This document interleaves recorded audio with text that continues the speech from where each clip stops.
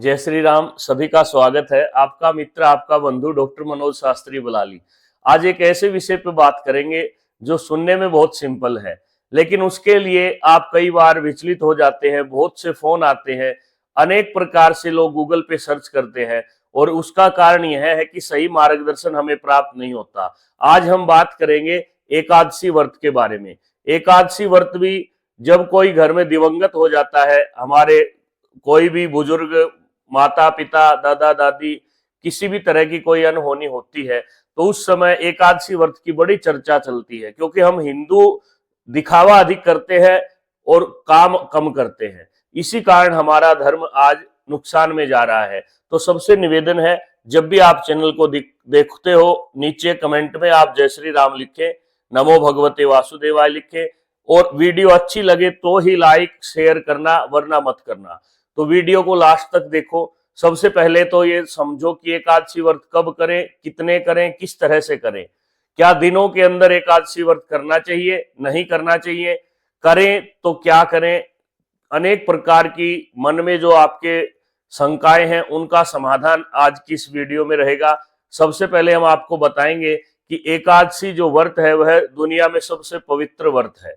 वह सभी ग्रस्त जनों के लिए, चाहे सुहागिन हो, विधवा हो, दोनों के लिए, वैष्णव जनों के लिए, सबके लिए सबसे पवित्र व्रत है एकादशी का व्रत।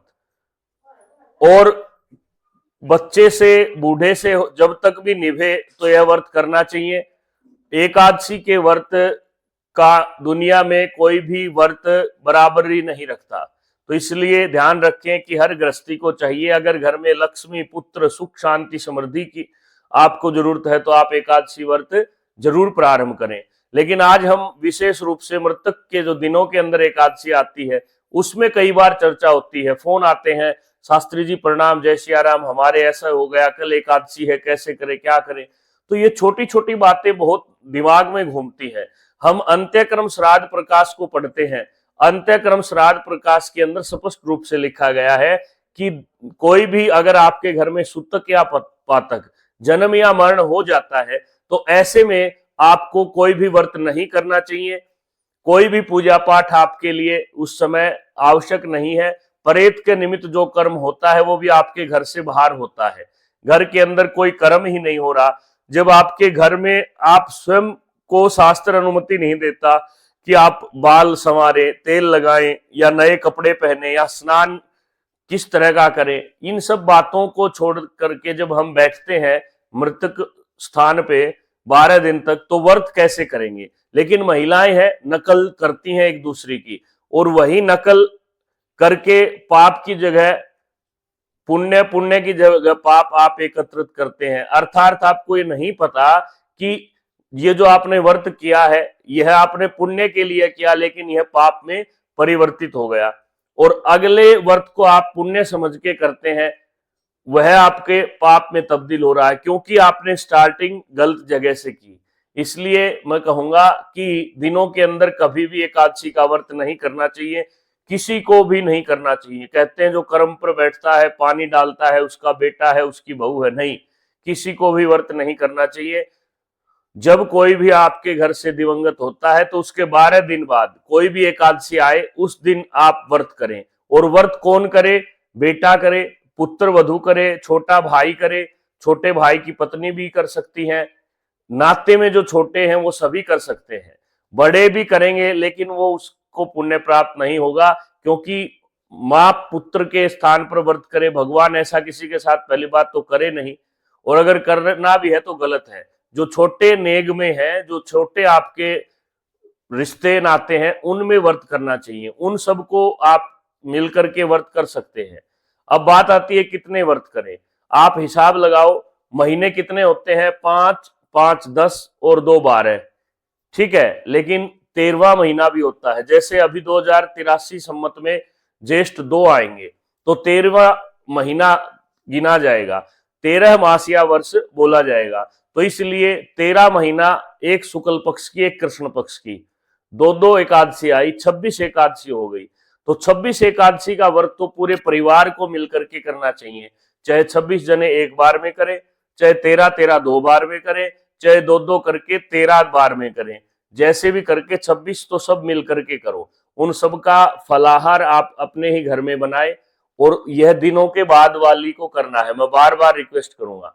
उसके बाद आपको क्या करना है, आप फलाहार सब इकट्ठा करें। अगले दिन द्वादशी के दिन आप चावल बनाएं या तुलसी पत्र लेकर के आप खिचड़ी बना के उसमें भोग लगा के भगवान नारायण को भोग लगाएं और फिर गौशाला में दान जरूर करें। और कई बार लोग कहते हैं कि गरीब को भोजन करा दो, उनको करा दो, नहीं, जहां पे ब्राह्मण भोजन है वहां ब्राह्मण भोजन ही करना चाहिए।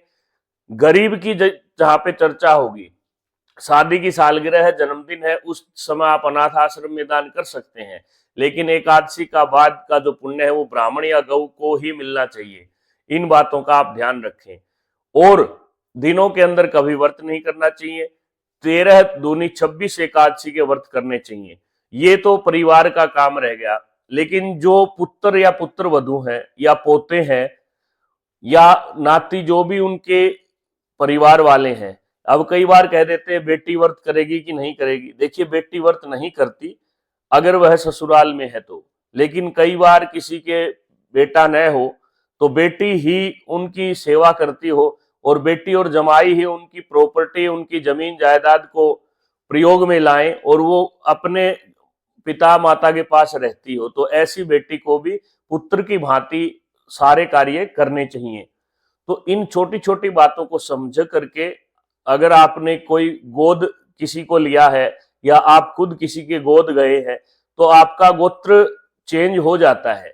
भले ही आपके शरीर में जो रक्त है वह दूसरे गोत्र का है, लेकिन आप दत्तक पुत्र के रूप में सारे कर्म करेंगे, सारे व्रत आदि आपके ऊपर लागू होते हैं।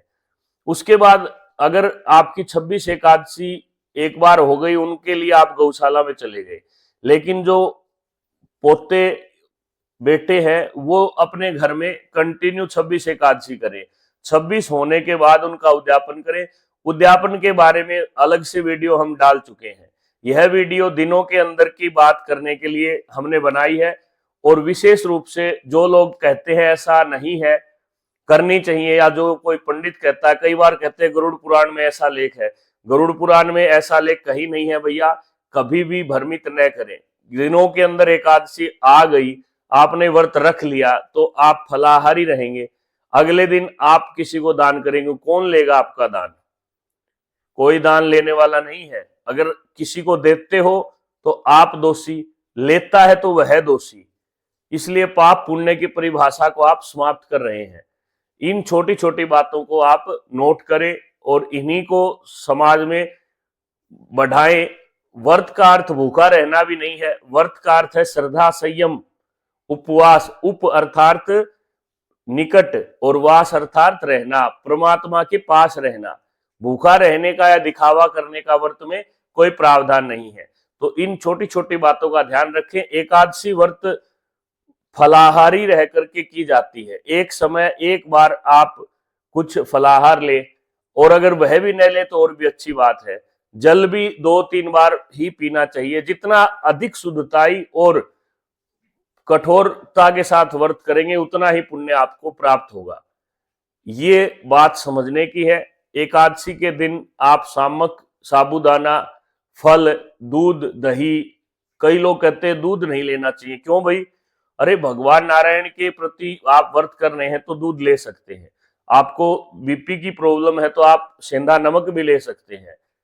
हरी मिर्च, जीरा, टमाटर ये खा सकते हैं। लहसुन प्याज का प्रयोग नहीं करना, अनाज का प्रयोग नहीं करना।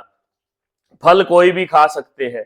तो इन सब बातों को ध्यान में रखते हुए आज की यह वीडियो है। कोई भी प्रश्न हो तो आप रोजाना हमसे कमेंट में पूछ सकते हैं या लाइव के दौरान जुड़ सकते हैं।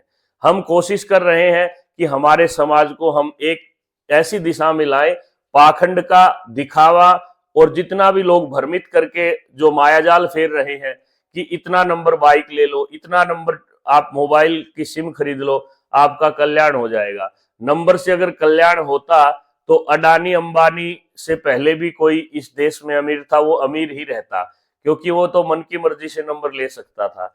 और फिर क्यों बड़े बड़े घरों में कलेश हो रहा है, बर्बाद हो रहे हैं, जिनकी हर एक चीज नंबर से है। नंबर से नहीं, कर्म पर भरोसा रखो, कर्म अच्छे करो, तब जाकर के कल्याण होगा। माता पिता की सेवा जीवित रहते हुए करोगे तभी बाद के व्रत आपको फलदायी होंगे। धन्यवाद। जय श्री राम।